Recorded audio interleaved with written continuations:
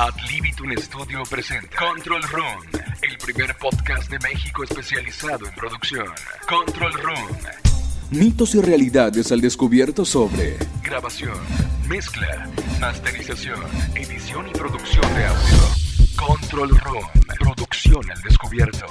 Sube el volumen de tu computadora y prepárate a escuchar Control Room. Control Room. Reseñas, comentarios, entrevistas, invitados en vivo. Respuesta interactiva en línea. Control Room. Hablemos de cerca sobre producción. Inicia ahora. Control Room. Fading, y comenzamos este quinto programa de la serie del podcast de Ad Libitum Control Room. Les habla Rafael Mendoza. Muchas gracias por estar nuevamente este miércoles conmigo y gracias por sus comentarios, por las felicitaciones que tuve la semana pasada gracias al tema de la responsabilidad del ingeniero en audio. Vamos a trabajar más en ese tema un poquito para darles más detalles. Pero en fin, el día de hoy vamos a tener un tema que ya se los había prometido y que tiene que ver con los derechos de autor dentro de la audioproducción. Y aunque vamos a enfocarlo hacia la parte de la audioproducción, hay que entender primero que los derechos de autor pues aplican a todas las artes, tanto audiovisuales como escritas, como musicales, como poemas, como literatura. Anteriormente, saber de derechos de autor pues requería la compra de la ley para podérsela uno leer y de tratar de descifrar un poquito todo lo que conlleva la Ley Federal de Derechos de Autor. Bueno, pues requiere de una asesoría legal. Esto que vamos a platicar el día de hoy para nada es una intención de que ustedes se vuelvan expertos en la interpretación de derechos de autor. Es un acercamiento a lo que ustedes por lo que dice la ley tienen derecho. Si tienen algún problema de derechos de autor, yo les sugiero que se refieran a un especialista, un abogado especialista en derechos de autor. Hay varios, en el link de la página vamos a publicar alguno de ellos para que, bueno, si tienen el problema, pues puedan consultarlos. Y de hecho, ya estamos gestionando algunas entrevistas con algunos de ellos para que nos ayuden a profundizar un poquito y nos regalen su opinión acerca de los derechos de autor en México. Pero pues no podemos hacer un trabajo de entrevista hasta que nosotros no estemos por lo menos con la cultura general del derecho de autor, y esa es la intención del programa de hoy de Control Room. Pues vamos a entrar en materia. La Ley Federal de Derechos de Autor la pueden encontrar, como les decía, en Indautor, en la SEP. Y bueno, quiero plantearles algunas cosas que yo he encontrado particularmente importantes de saber de la Ley Federal de Derechos de Autor para que les sirva a modo de prevención o a modo de comprensión de la Ley Federal de Derechos de Autor. Entonces vamos a comprender los elementos clave de la Ley Federal de Derechos de Autor.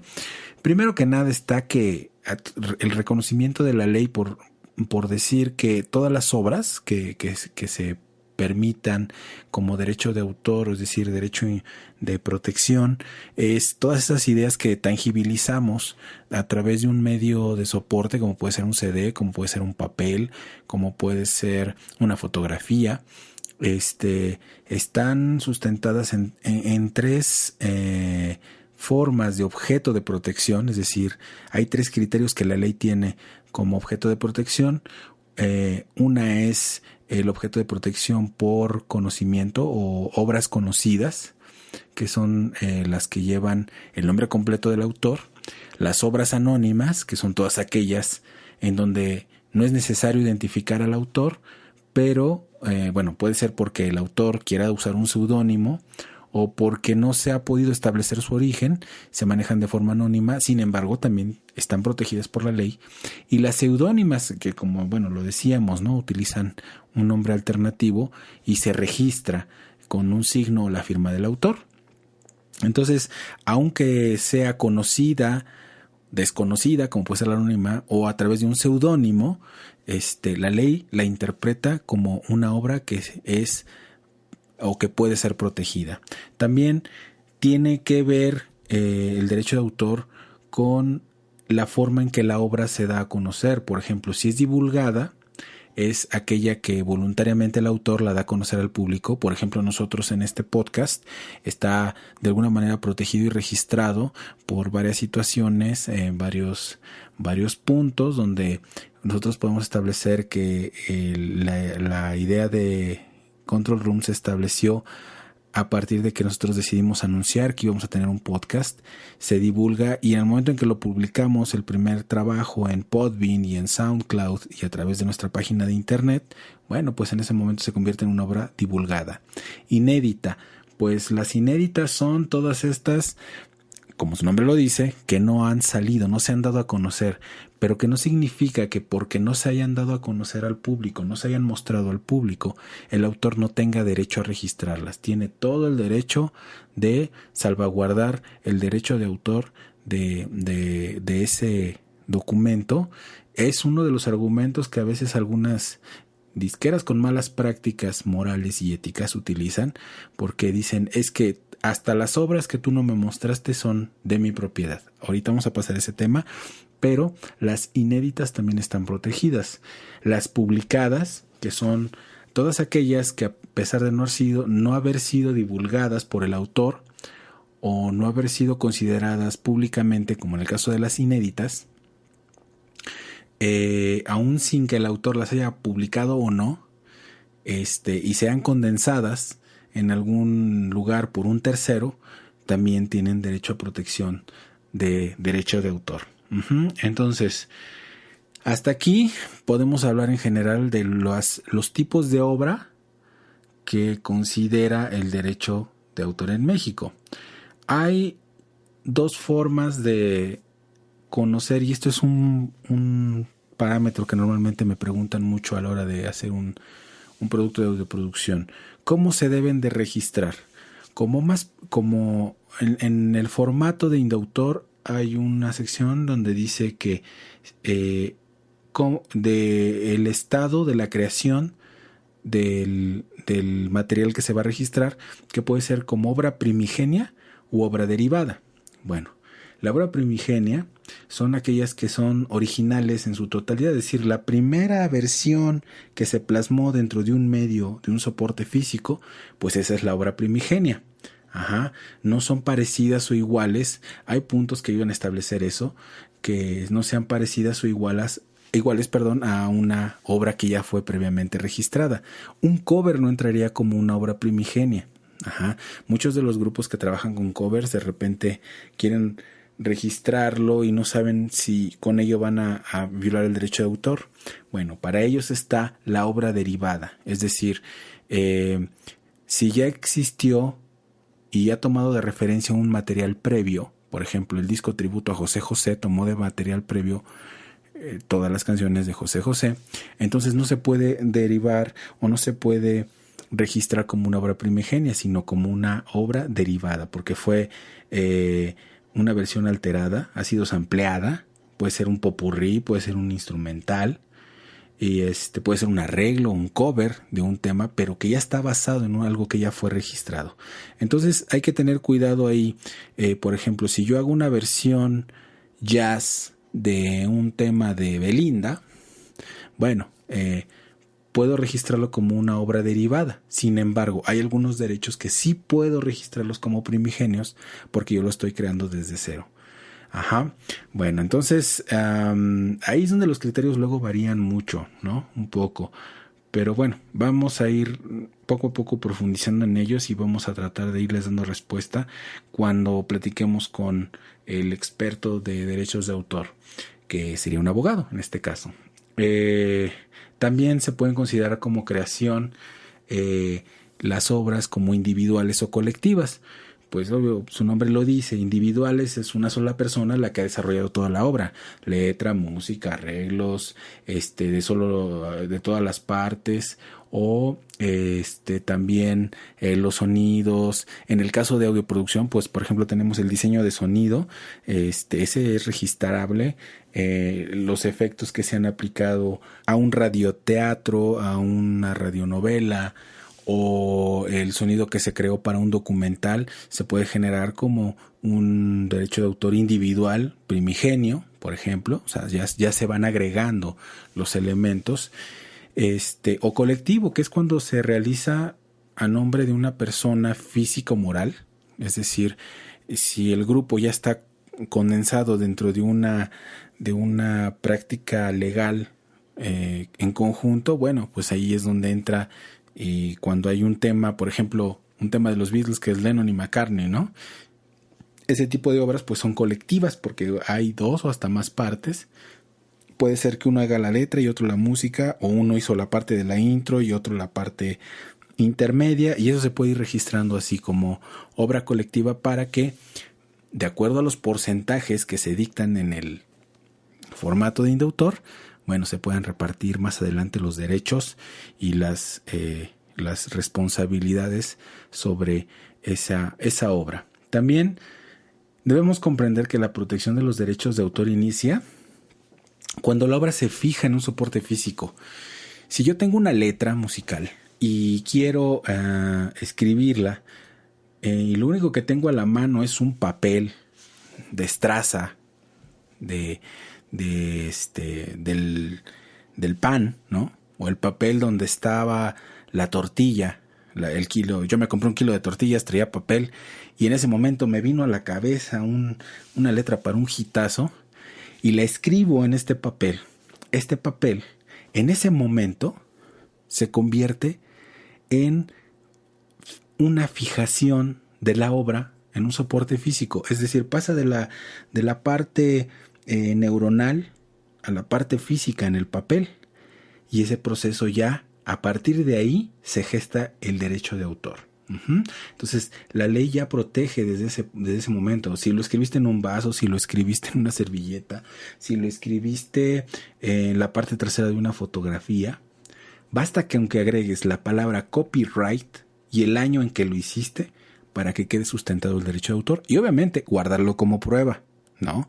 En un momento dado. En ese momento el derecho de autor queda fijado. También ocurre cuando creamos el archivo, lo renombramos en nuestra computadora y le ponemos copyright 2013, bueno, en ese momento queda registrado, o lo quemamos en un CD, ahí también ya es lo que se considera un soporte físico. Pero no es suficiente. Las obras se pueden registrar en muchos ámbitos, ¿no?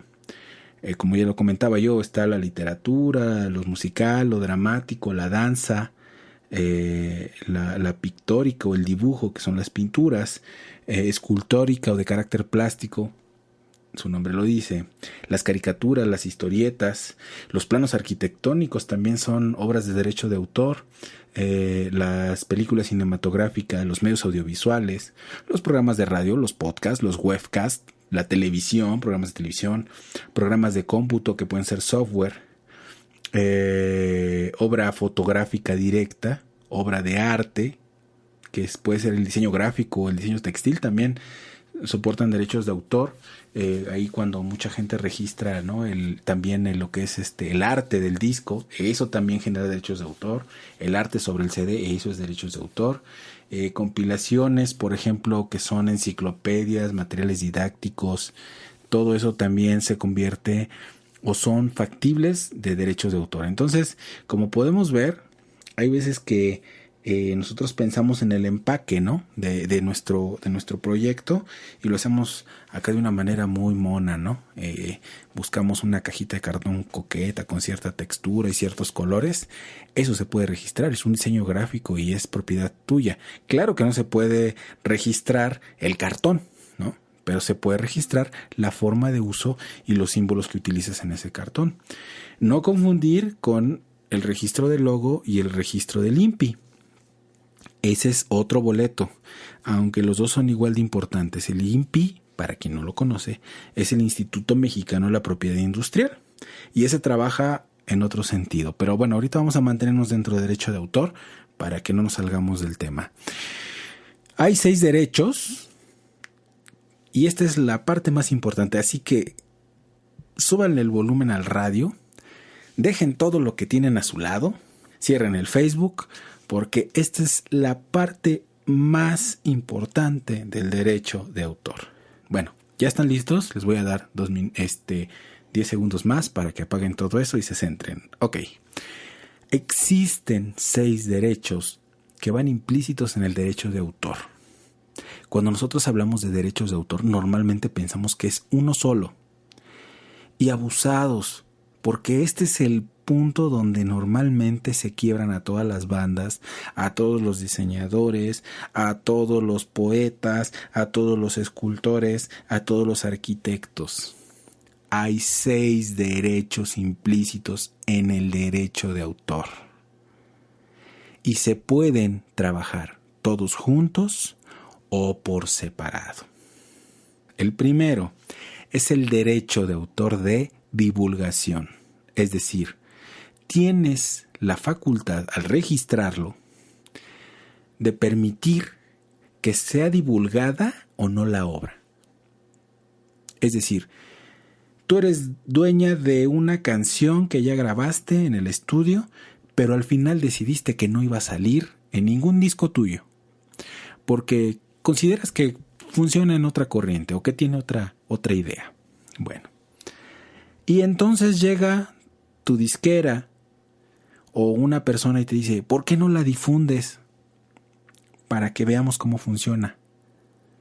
O se la fusila y se la lleva, o se lleva el archivo y decide difundirla por ti.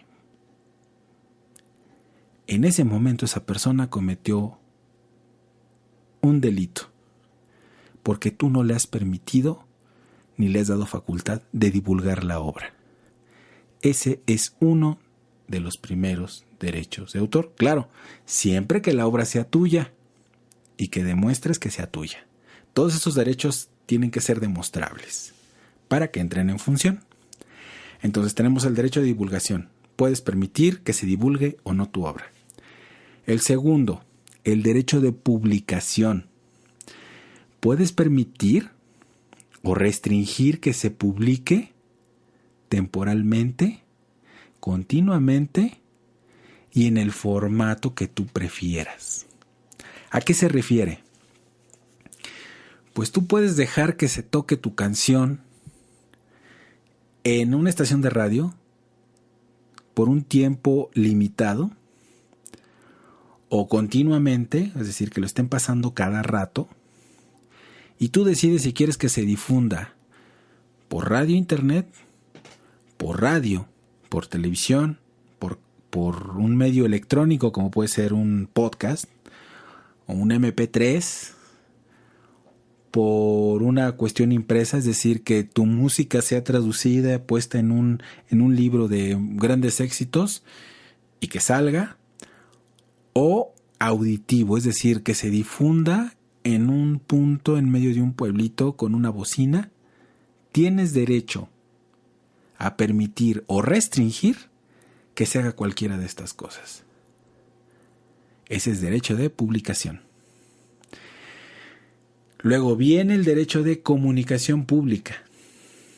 Es decir, tú puedes permitir o bloquear que se difunda, sin que se pueda distribuir físicamente.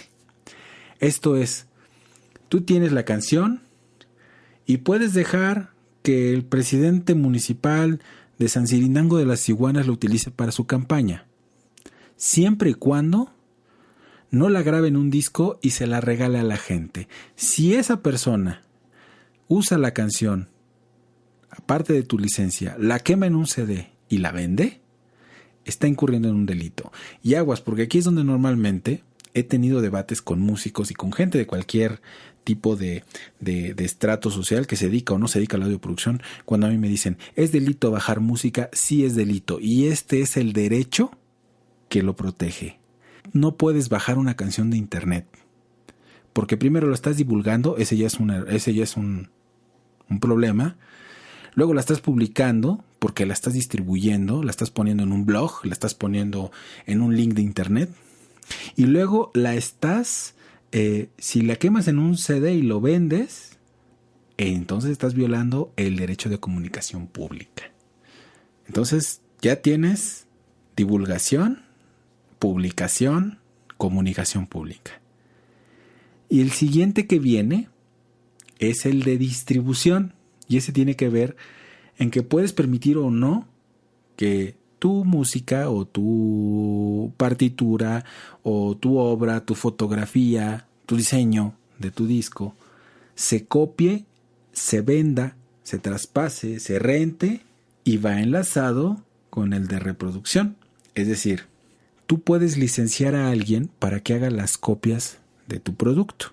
Nadie más puede hacer copias de tu producto.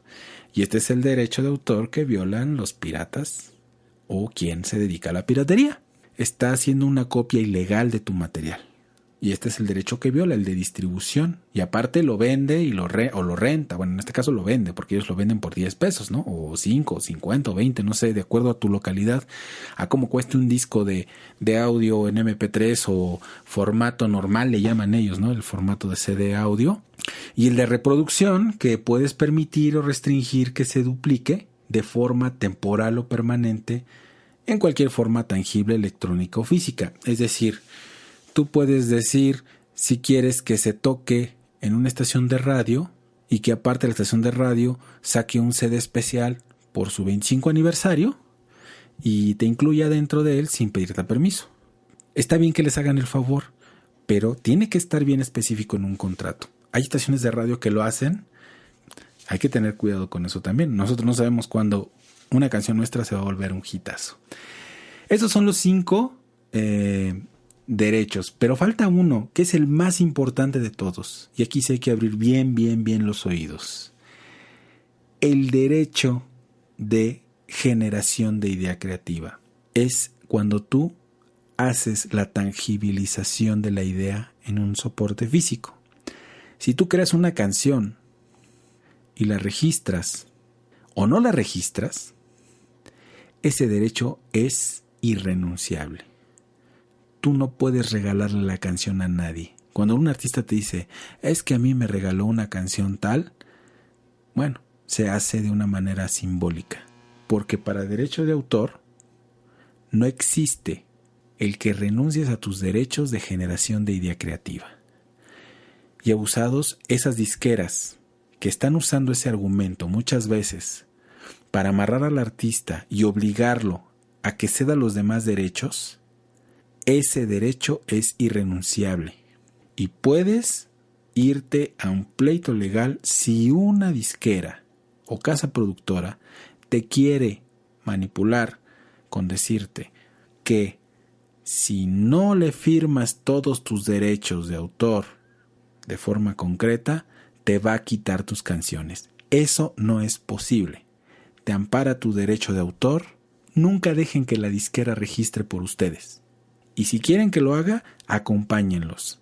Y asegúrense que sus derechos quedan asentados y bien definidos en el registro de indautor.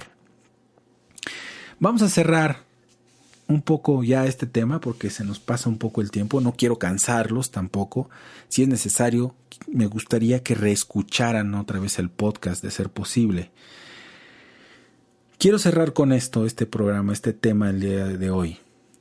Nadie puede obligarte a renunciar, firmar, entregar, regalar, licenciar, permitir o evitar cualquiera de estos 6 derechos de autor.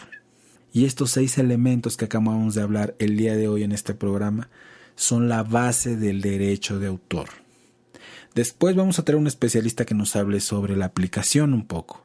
Pero partiendo de aquí, a partir del día de hoy, todo lo que produzcas, regístralo. Es tu derecho. Y una última recomendación. Antes de firmar un contrato, el que sea, llévalo con un abogado especializado en derechos de autor. No te quieras ahorrar 5,000 o 3,000 pesos para firmar un contrato. Las disqueras utilizan el contrato más desventajoso desde el principio y muchas veces se amparan en el deseo del artista por tener su obra plasmada y abusan de esas ganas, de ese empuje para darle las peores condiciones posibles de producción. no firmen nada si no están seguros, si no han entendido lo que están leyendo. Si no están seguros de lo que su abogado les dice y está aceptando o quisiera aceptar, y a ustedes les parece que no está claro, vayan por una segunda opinión, una tercera opinión. Si las tres se encuadran, bueno, tienen una mejor forma de saber qué está pasando. Si aún así no están satisfechos, mejor no firmen. Es preferible perder un contrato a perder tus derechos por haber firmado algo a ciegas. Yo los dejo con esta reflexión. Escuchen el podcast. Este es súper importante, de verdad. Aparte que les sirve para reforzar mucho los derechos de autor. Es muy amplio, las formas en que se aplican también. Escúchenlo varias veces. Deténganlo, tomen nota, escríbanlo. Pónganlo en su mente, pónganlo en su cartera, pónganlo en su celular, pónganlo donde quieran ponerlo. Son sus derechos. Y yo los invito a que sigan visitando nuestra página web www.libitumstudio.com. Sigan leyendo nuestro blog. Todos los días estoy posteando, menos los miércoles, ya saben. Ese día está Raúl Beltrán ahí escribiendo algo diferente para nosotros. Yo estoy en el podcast el día miércoles. Y los espero aquí el siguiente miércoles con el siguiente tema, que sería la ética profesional en la audioproducción. Muchas gracias. Les habló Rafael Mendoza. Nos vemos el próximo miércoles. Cuídense. Hemos dejado escapar los secretos de la producción. Descarga Control Room la próxima semana y descubre nuevas formas de escuchar, hacer y sentir la producción. Mi nombre es Vic.